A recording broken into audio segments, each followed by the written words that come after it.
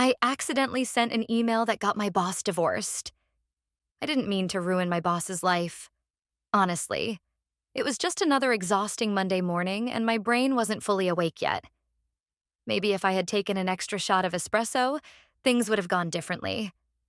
But no, I had to rely on my half-asleep instincts and an email thread that should have been simple. Let me back up. I work as an executive assistant for Mr. Richard Holloway, CEO of a successful marketing firm. He's sharp, demanding, and terrifyingly organized. The kind of boss who expects perfection and has zero tolerance for mistakes. Every email, every report, every tiny detail must be flawless. That morning, he sent me a quick Slack message. Draft an email to Lisa confirming the dinner reservation. Make it warm. You know how she is. Lisa, his wife. High maintenance, a little paranoid, and very particular about details. She once called me at 2 a.m. because she thought Richard's assistant, me, was too friendly in an email. I had signed off with best instead of kind regards, and somehow that was an issue. So I carefully typed up the email. Subject, our dinner plans, looking forward. Hi, Lisa. Richard asked me to confirm your reservation for this Friday at Le Jardin at 7 p.m. He's really looking forward to it and can't wait to spend the evening with you. Let me know if there's anything else you'd like me to arrange. Warmest regards, Emily. I hit send. Done. Easy. Except, seconds later, my stomach dropped. My fingers had typed on autopilot. I had forwarded the email from Richard's other email thread. The one with Rebecca. Rebecca, as in, not Lisa, as in Rebecca, the young and gorgeous executive at our firm whom he had no business emailing about dinners. I opened the sent folder, praying to whatever deity might show me mercy. My breath caught in my throat as I saw it. Subject, our dinner plans. Looking forward. To Lisa Holloway. CC, Rebecca Mitchell. I had CC'd his mistress. The email had barely been out for 20 seconds before Richard called me. No good morning. No hello. Just 2 words that made my blood run cold. What? The hell? Silence stretched between us like the pause before a nuclear explosion. I could hear Richard breathing heavily on the other end of the line, probably trying to resist the urge to fire me through the phone. I'm so sorry, Mr. Holloway. It was a mistake. I stammered, my brain scrambling for a way to undo what I had just done. Fix it, he hissed. Now. My fingers flew across the keyboard. Maybe if I unsent it? Nope. Too late. The email had already been read. A tiny green checkmark mocked me from the screen. Then, just as my life was flashing before my eyes, another email notification popped up. From Lisa Holloway. Subject, seriously? Richard? Who? The hell is Rebecca? I swallowed hard. My boss was still on the phone, but I was frozen. I could practically hear his soul leaving his body. Emily, he said slowly, I need you to go into crisis mode. Now, crisis mode? I repeated because my brain had stopped working. Yes, damage control. Figure it out, send a response. I don't care what you say, just make this right. What was I supposed to do? Email his wife back with oops, my bad. Rebecca is our new imaginary dog? Instead, I did the stupidest thing possible. I panicked. And when I panic, I make bad decisions. From Emily Carter. Subject, about that email. Hi, Lisa. My sincerest apologies for the confusion. That email was actually meant to go to our event planner, Rebecca Mitchell, who was assisting with scheduling. I accidentally CC'd her instead of forwarding it to our team. Please disregard. Best, Emily. I held my breath. It sounded professional, plausible even. I mean, Rebecca could be an event planner. If Lisa didn't look her up, I might just get away with this. Another notification. From Lisa Holloway. Subject, nice try. That's funny because I just searched your company directory, and Rebecca Mitchell is listed as a senior marketing executive, not an event planner. Try again.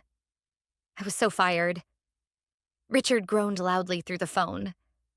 Emily, Yes? I whispered. You just made it worse. I nodded even though he couldn't see me. Yes, sir. And then, as if the universe hadn't humiliated me enough, another notification appeared. This time from Rebecca. From Rebecca Mitchell. Subject: Are you kidding me? Richard, you told me she didn't know. Now I'm getting dragged into your mess. Fix this. Now, oh no.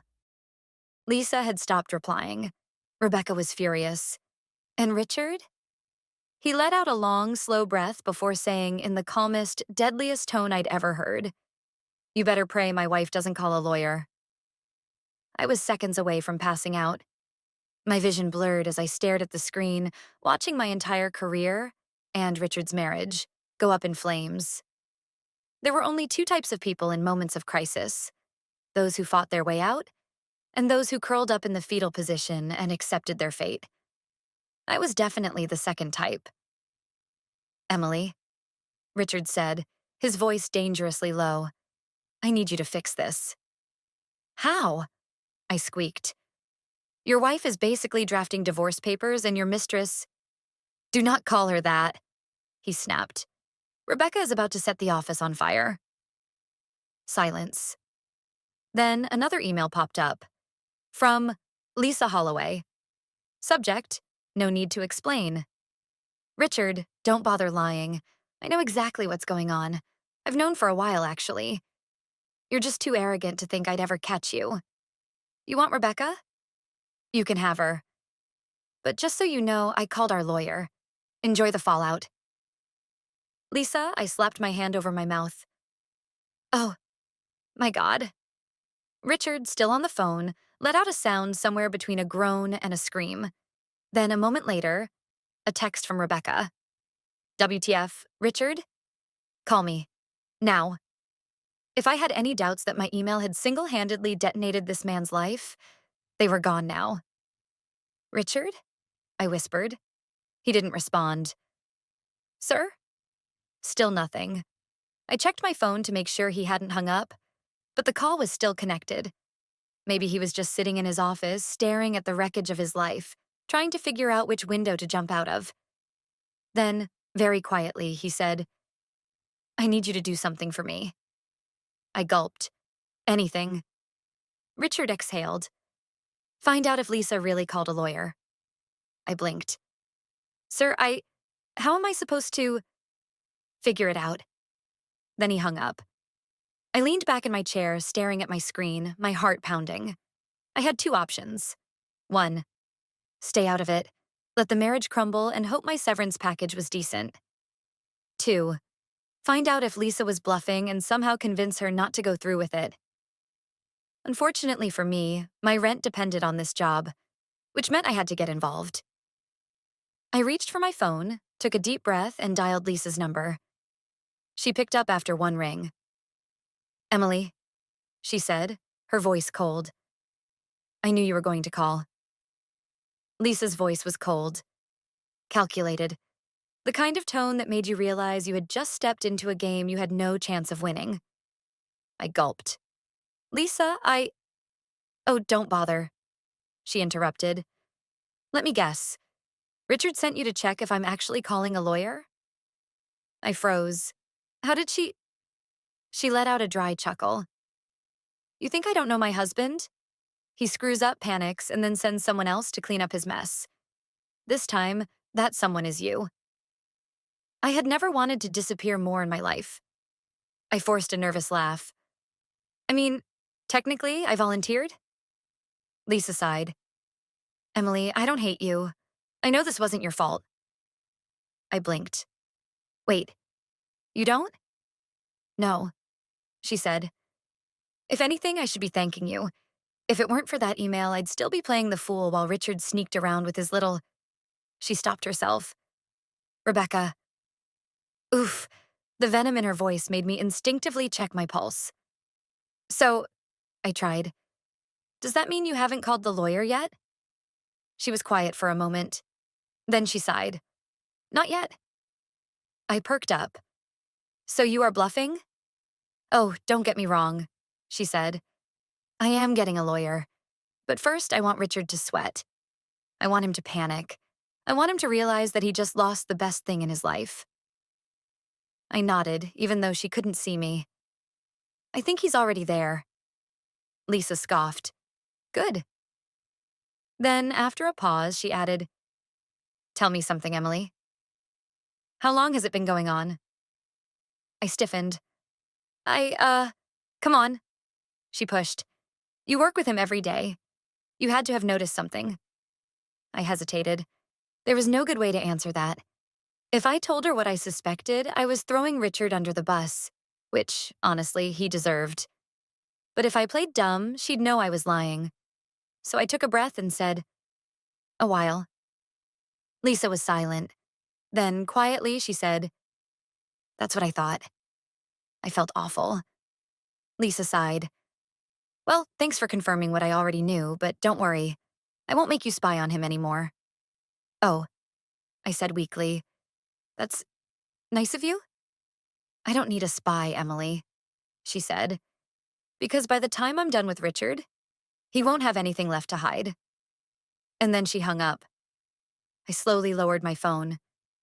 Richard was so screwed. And unfortunately, since I still worked for him, so was I. I sat at my desk, phone still in my hand, staring at the wall like a traumatized goldfish. Lisa had hung up, but her words echoed in my head. By the time I'm done with Richard, he won't have anything left to hide. I had a terrible feeling that whatever was about to happen next would not only destroy Richard, but somehow drag me down with him. Before I could even process my next move, my office phone rang. Richard. I braced myself and answered. Hello, sir. Did she call a lawyer? His voice was sharp, impatient. I hesitated. Technically, she hadn't yet. Not exactly. A long pause.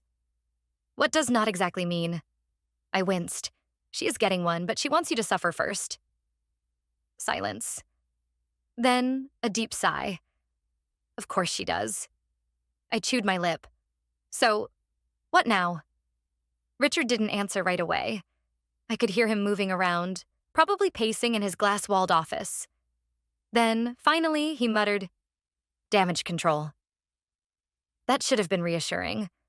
But the way he said it, like a villain plotting his next move, made my stomach twist.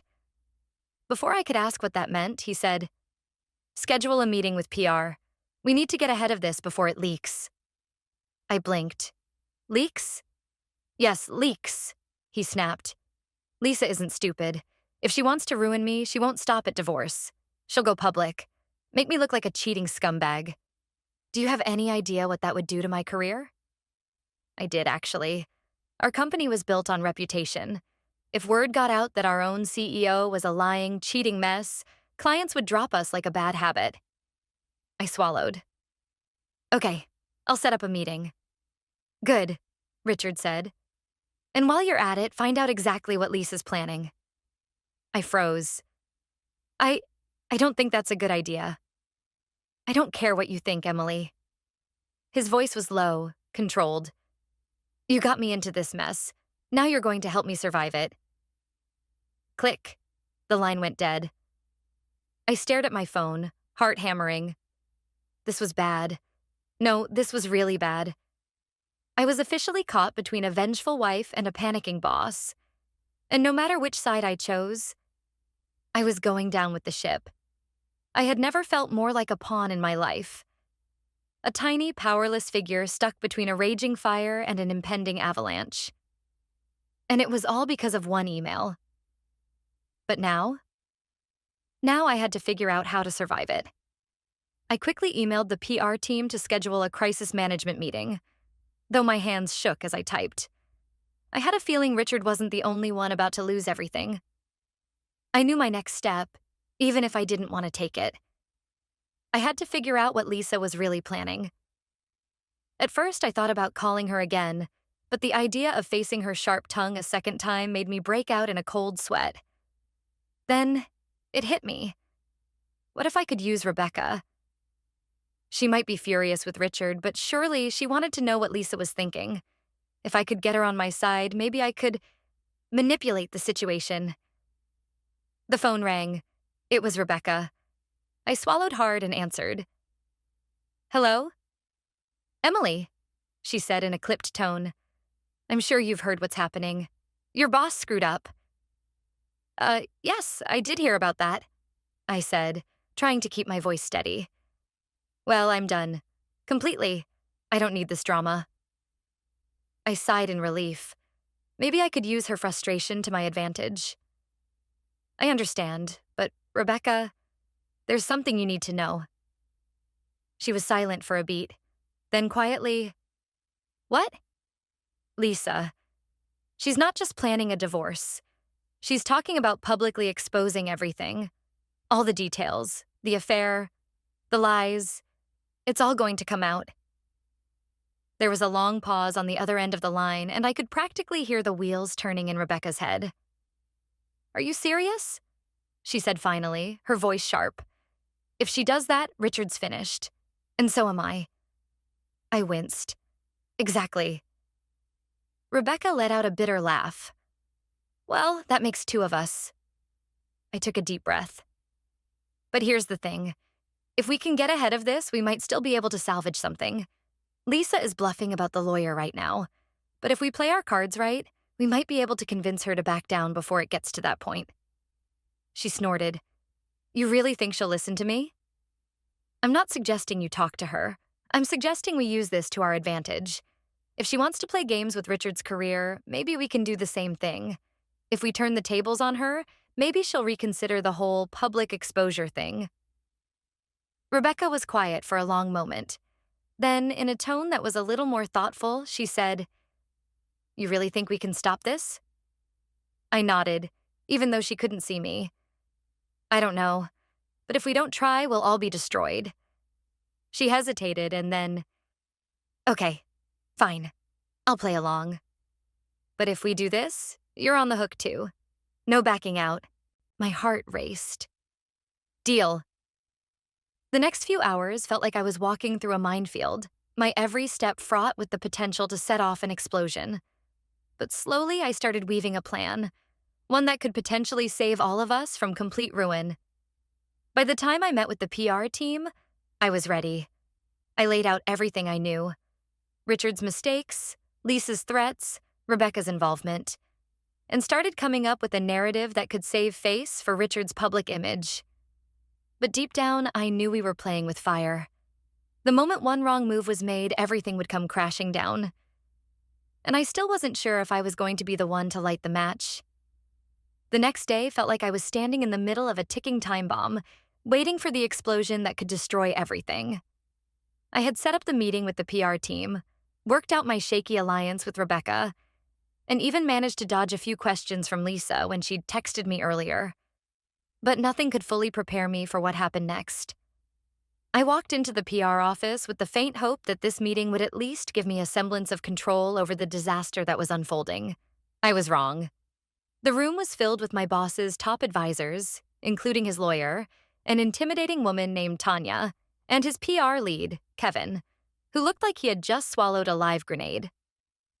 Richard was already seated, his face a mask of frustration, his eyes darting around the room as if he could set the walls on fire with a single glare. Emily, Richard barked as I walked in. I hope you have a plan because we're running out of time. I set my notepad down and took a deep breath. I have a plan, but we'll need to act fast. I've spoken to Rebecca, and we've come up with a strategy to try and get Lisa to back down from the public exposure. The main thing is... Kevin cut me off. Hold on a second. Rebecca? You're working with her?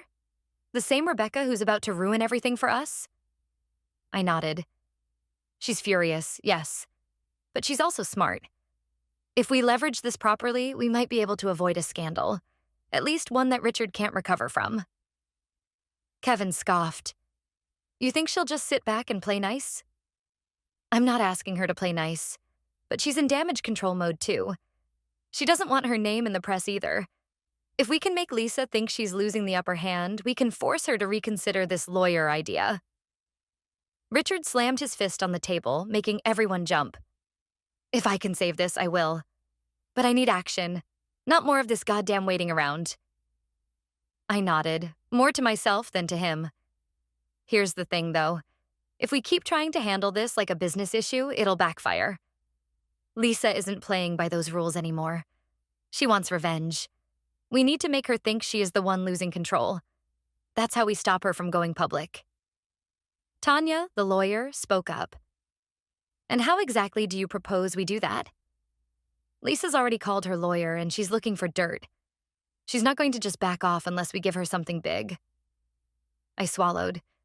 This was the part of the plan that terrified me. We'll give her a sacrifice. Silence. Everyone stared at me, waiting for me to elaborate. Richard, I began carefully, you'll need to fire Rebecca.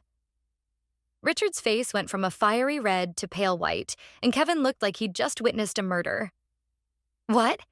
Richard growled. I'm not firing her. She's one of my top executives.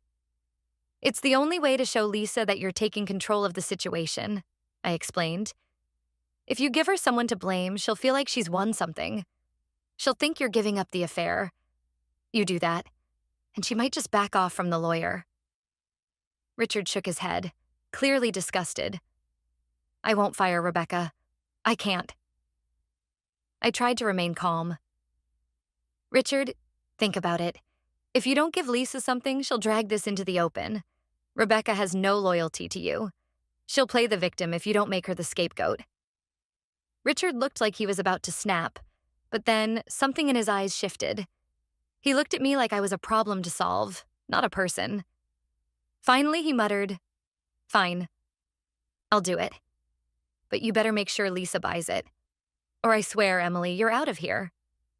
I nodded quickly. Understood. The next few hours were a whirlwind of phone calls, emails, and meetings. I helped Richard draft a statement, a carefully worded press release that would both confirm his regret for the affair and, in the process, announce Rebecca's termination. We spun it as a necessary move for the company's reputation. As soon as the press release was ready, we scheduled a meeting with the key media outlets. The moment Richard gave the go-ahead, the statement went live. The fallout? Immediate. Within minutes, the media picked up the story. There were some murmurs about an amicable split between Richard and Rebecca, a few insinuations of a hectic personal life. But overall, the narrative was that Richard had learned from his mistakes and was focused on the future. Lisa, surprisingly, didn't respond right away. I was starting to think we might have bought ourselves some time. But then, as the day wore on, I got another text from Lisa. From Lisa Holloway subject. Nice try. You think firing Rebecca will fix everything? Think again, Emily. This is just getting started. I stared at Lisa's message, the words burning into my brain like a hot brand. This is just getting started. My heart dropped into my stomach. I had hoped, prayed, that firing Rebecca would be enough to calm the storm. But clearly Lisa wasn't done yet. I paced around my office, my mind racing through the possibilities. What could she do next?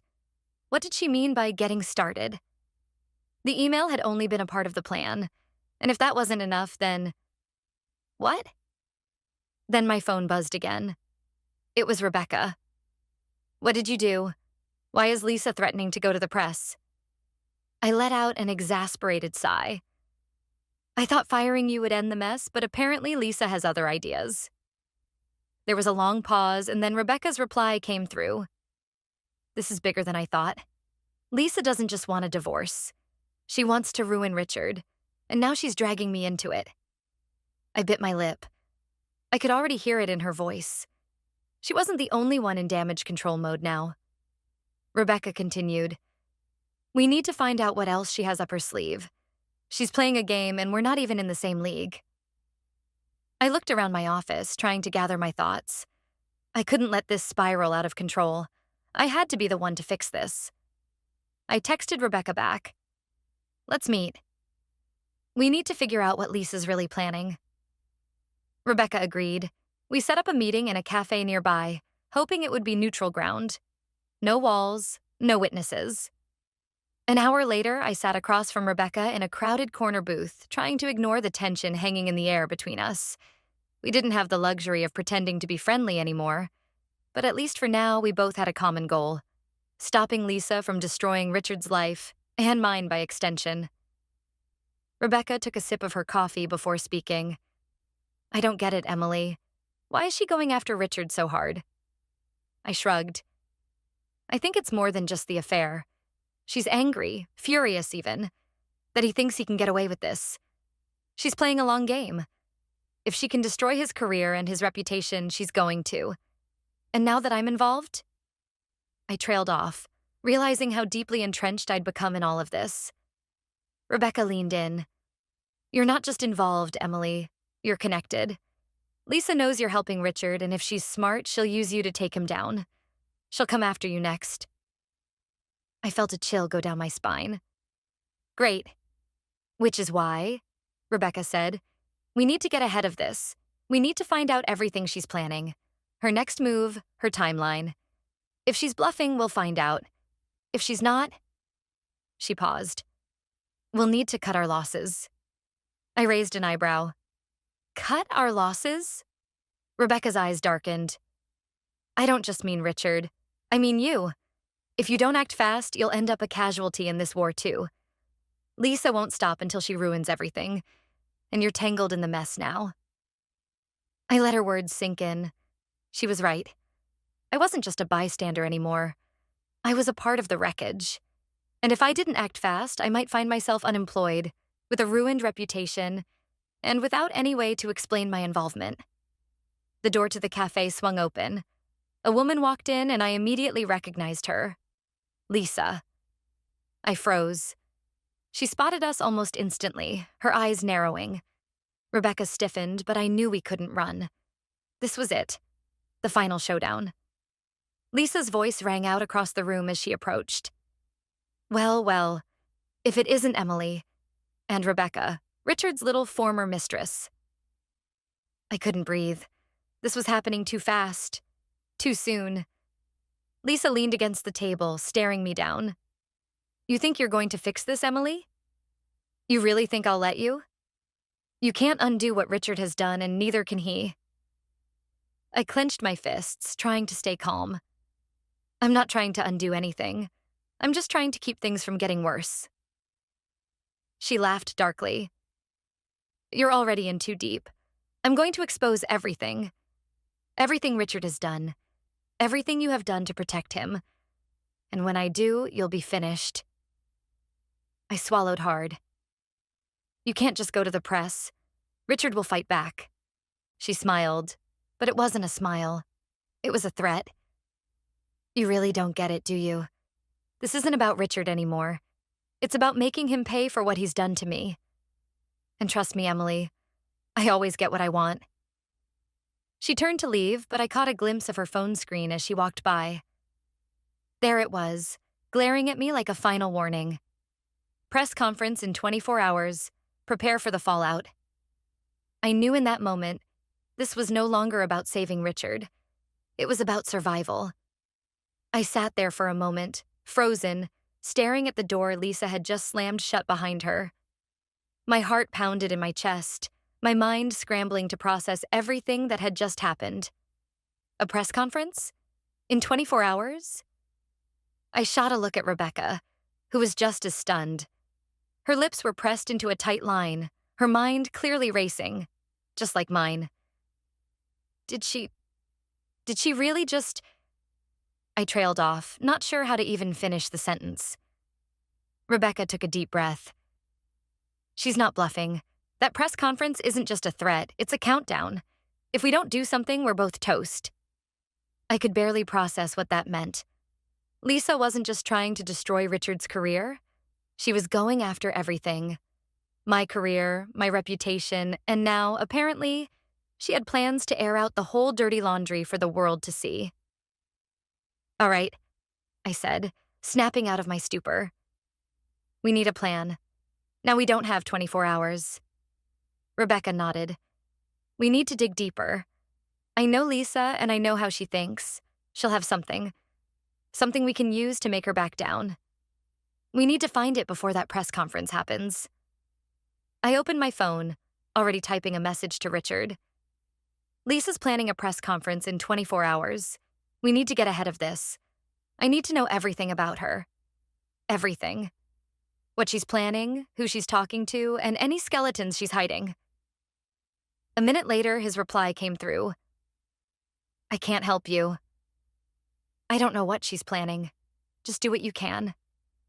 We need to stop this before it's too late. I tossed the phone on the table. Great. Thanks for the help, Richard. Rebecca rubbed her temples. He's of no use to us right now. He's just as clueless as you are. But Lisa won't be. She's smart. She's probably already gathering evidence to use against him. She's not going to risk her reputation either. I nodded. Then we need to find her weak spot. Something she can't afford to let go public. Something that will make her stop this madness. Rebecca's eyes gleamed with a dangerous kind of determination. I know exactly where to look, and I think I know just who we need to talk to. We drove in silence for the next hour, the weight of what we were about to do pressing down on both of us. The air between Rebecca and me was tense, but we both knew what was at stake. We arrived at a small, unmarked building on the outskirts of town. It didn't look like much, just a rundown office complex, but inside, I knew it would hold the answers we needed. Rebecca led me down a narrow hallway and knocked 3 times on a door near the end. After a brief moment, it creaked open, revealing a woman in her late 40s, wearing glasses and a knowing smile. Rebecca, she said, her voice low but sharp. It's been a while. Too long, Cassie, Rebecca replied, stepping inside. We need your help. Cassie eyed me before looking back at Rebecca. I see you've brought a friend. I was starting to feel like I was in over my head, but I nodded. I'm Emily. Cassie gave me a brief nod, but didn't seem interested in introductions. Instead, she got straight to the point. So, what's the emergency? You're not usually one to beg for favors, Rebecca. Rebecca crossed her arms. Lisa Holloway is planning a press conference to destroy everything Richard has built. We need dirt, something we can use to stop her. Cassie didn't flinch. That's quite the request. You sure you want to go down that road? Rebecca's jaw tightened. We don't have a choice. Lisa's playing a dangerous game, and we need to beat her at it. Cassie sighed, rubbing her temples. Fine, I can help, but you'll owe me, big time. I glanced at Rebecca, feeling my nerves tighten. What exactly do you know about Lisa? Cassie smirked. Lisa's always had her skeletons. The problem is she's good at hiding them, until she thinks she's in control. But there's one person who knows everything about her. A person she's trying to keep quiet. Rebecca raised an eyebrow. Who? Cassie paused. Her ex-husband, the one before Richard. He's got all the receipts. I felt my stomach drop. Lisa was married before Richard? Oh, yes, Cassie said, her smile widening. And it didn't end well. He was a journalist, a very good one. He knew all her secrets, and if you can get to him, you'll have the leverage you need to shut Lisa down for good. I exhaled slowly. Where do we find him? Cassie pulled out a file from a drawer, handing it over. Here, it's not public knowledge, but I've kept tabs. You'll find everything you need. I took the file, my heart pounding with anticipation. This was our one shot. If we could get to Lisa's ex-husband, we could turn the tide. But if we failed, it wouldn't just be Richard who would lose everything. The next few hours felt like the longest of my life. I couldn't stop thinking about the file Cassie had handed me. The papers inside were thick, filled with notes, messages, and proof of Lisa's past. But none of it mattered unless we could find her ex-husband, David Holloway. If he had what Cassie claimed he did, we could bring this whole thing to an end. Rebecca and I didn't waste any time. We went straight to work, hunting down any leads we could find on David. The man had completely vanished after the divorce, and Lisa had made sure to bury every trace of him. Still, we dug through everything we had, piece by piece, hoping something would pop up. And then, around midnight, it did. Rebecca's phone buzzed, the screen flashing with a name we'd been praying for. David Holloway. We found him, Rebecca said, her voice trembling with excitement and fear. I don't know how, but I found him. He's living in a small town just outside the city. We can get to him, Emily. I took a deep breath, trying to steady my nerves. This is it. We have to get to him before Lisa does. By the time we arrived at David's home, the tension between Rebecca and me had reached its peak. We had no idea how he would react, no clue if he would even help us. But I had a sinking feeling that if we didn't play our cards perfectly, it wouldn't just be Lisa who would ruin us. It could be David, too. David's house was modest, tucked away in a quiet neighborhood. The air felt thick with anticipation as Rebecca knocked on the door. A man in his mid-50s with graying hair and a weary expression opened the door. He looked at us, his eyes narrowing in suspicion. "What do you want?" he asked, his voice gruff. Rebecca stepped forward. "Mr. Holloway, we need your help. Lisa is trying to destroy Richard and everyone she's ever been involved with. We've come to you because you're the one person who can stop her."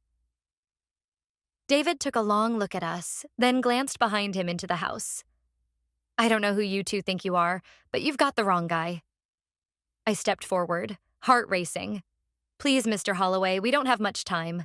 If you don't help us, Lisa's going to expose everything she knows. Everything.